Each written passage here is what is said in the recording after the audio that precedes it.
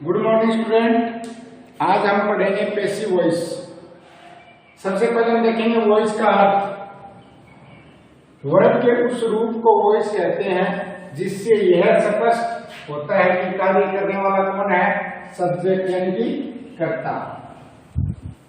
Voice जो है word के उस रूप को वॉइस कहते हैं जिससे यह मालूम होता है, फिर स्पष्ट होता है कि कार्य करने वाला कौन है, सब्जेक्ट कर्ता।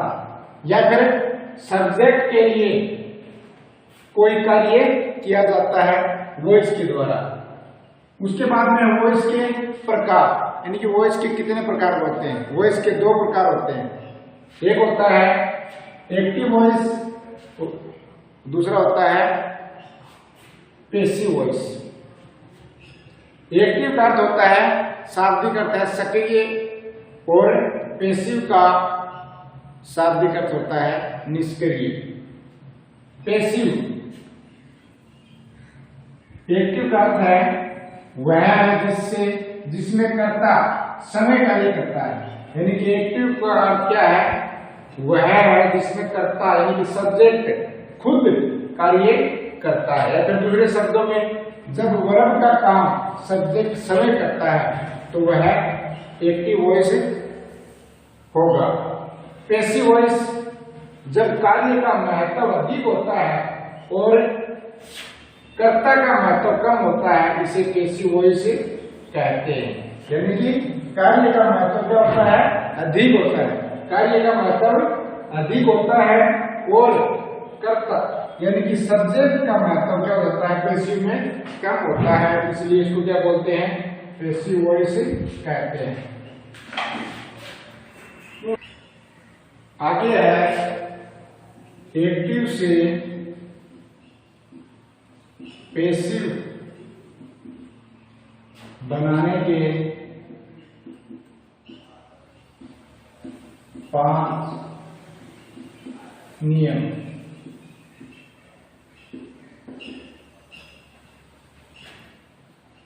पहला है ऑब्जेक्ट को सब्जेक्ट बना दो। ऑब्जेक्ट को सब्जेक्ट बना दो। दूसरा है हेल्पिंग वर्ब।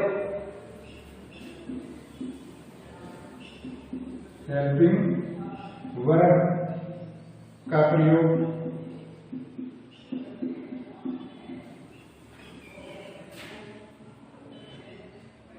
टेबल के अनुसार।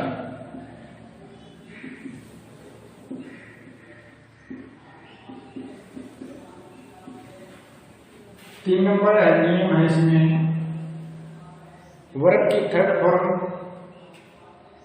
वर्ब की थर्ड फॉर्म लगा दो। यानी कि हमेशा एक्टिव से पैसिव बनाते समय वर्ब की थर्ड फॉर्म आए। 4 नंबर है बाई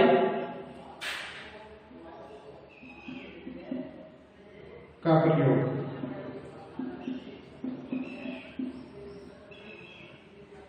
और 5 नंबर है सब्जेक्ट को ऑब्जेक्ट बना दो। सब्जेक्ट को ऑब्जेक्ट बना दो।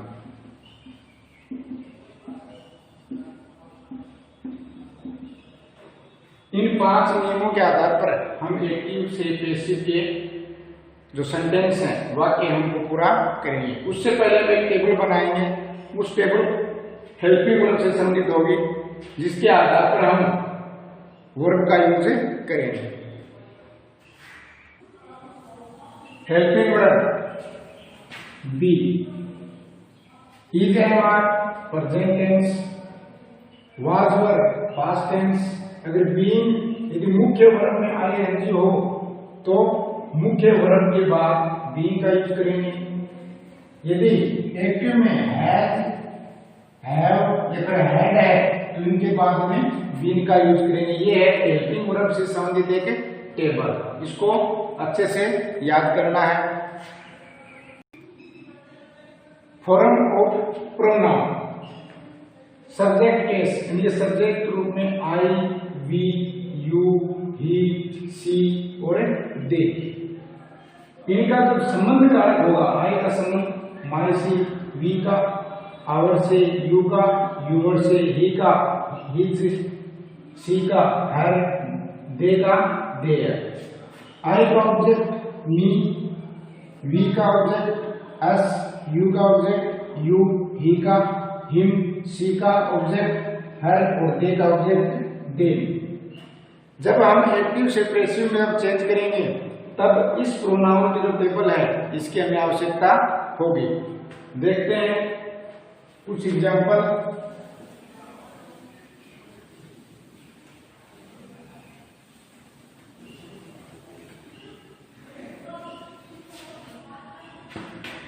She cooked food for me. She cooked food for me. Active का सेंटेंस है, इसको पैसिव में चेंज करना है।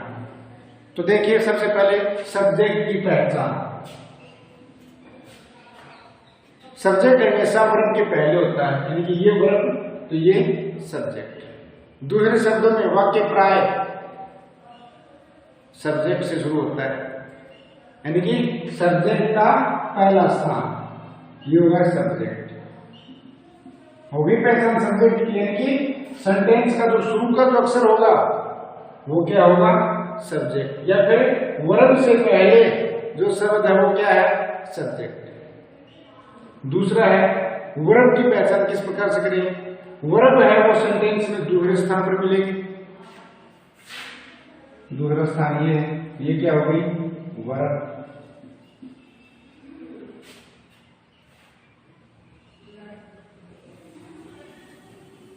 फूड ऑब्जेक्ट, यानी कि वर्ब के तुरंत बाद जो शब्द है वो क्या है, ऑब्जेक्ट ही है। तो वर्ब के बाद में क्या गया, ऑब्जेक्ट।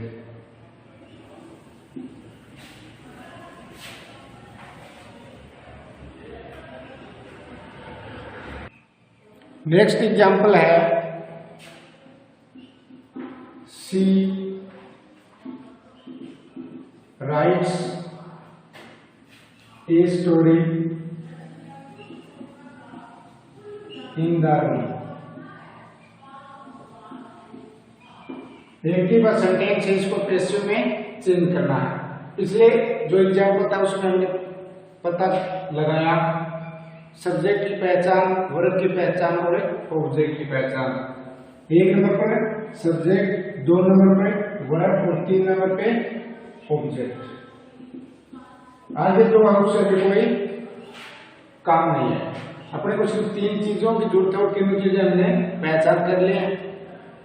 और जब एक्टिव से पैसिव में बदलते हैं तो ऑब्जेक्ट को क्या बनाते हैं, सब्जेक्ट। ए स्टोरी, उसके बाद में हेल्पिंग वर्ब का यूज।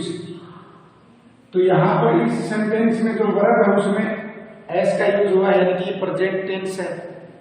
तो ए स्टोरी क्या है, एक है, तो एक के साथ क्या आता है, सिंगुलर के साथ इज का प्रयोग। ए स्टोरी इज वर्ब की थर्ड फॉर्म, राइट की थर्ड फॉर्म रिटन बाय। अब इसमें सी लिखा हुआ है, सी का ऑब्जेक्ट, यानी कि इस सब्जेक्ट को किसमें चेंज करना है, ऑब्जेक्ट में। तो इसका क्या हो जाएगा, हर। और लास्ट में जो बता हुआ है वो लिख दीजिए, इन द रूम।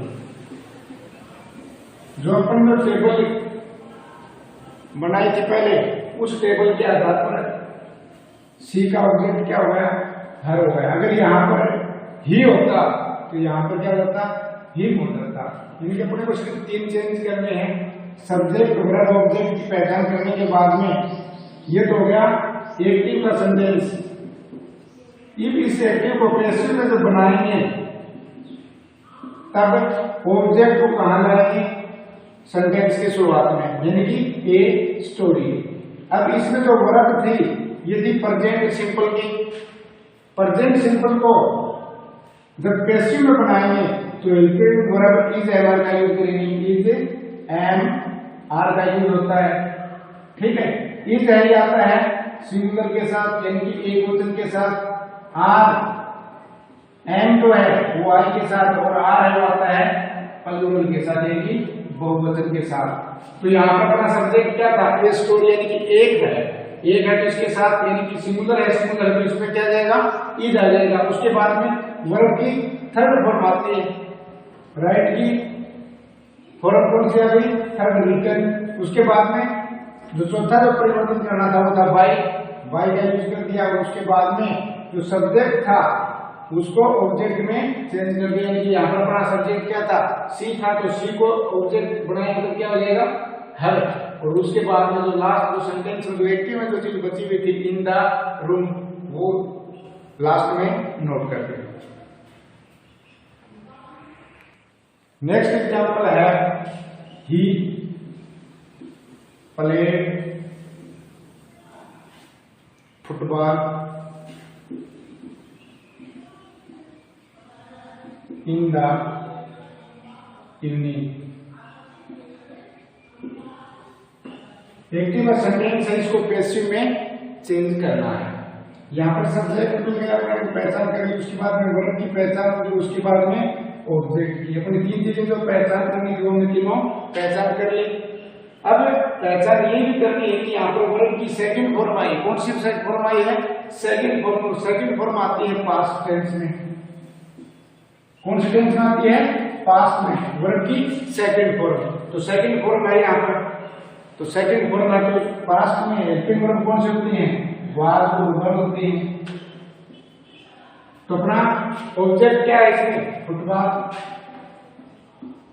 फुटबॉल को सब्जेक्ट बना दिया। उसके बाद में हेल्पिंग वर्ब का यूज करना है। फुटबॉल एक वचन है या बहुवचन है, एक वचन है, एक वचन है तो वाज का यूज करेंगे। उसके बाद में वर्ब की थर्ड फॉर्म प्लेड बाय ही है। यहाँ पर ही का ऑब्जेक्ट क्या हो जाएगा, हिम हो जाएगा। अगर यहाँ पर सी होता तो हर हो जाता, by him in the evening. यानी कि जो शेष बचा हुआ है उसको बाय के बाद में जो सब्जेक्ट का ऑब्जेक्ट बनाते हैं उसके बाद में नोट कर देते हैं, बाय द इवनिंग।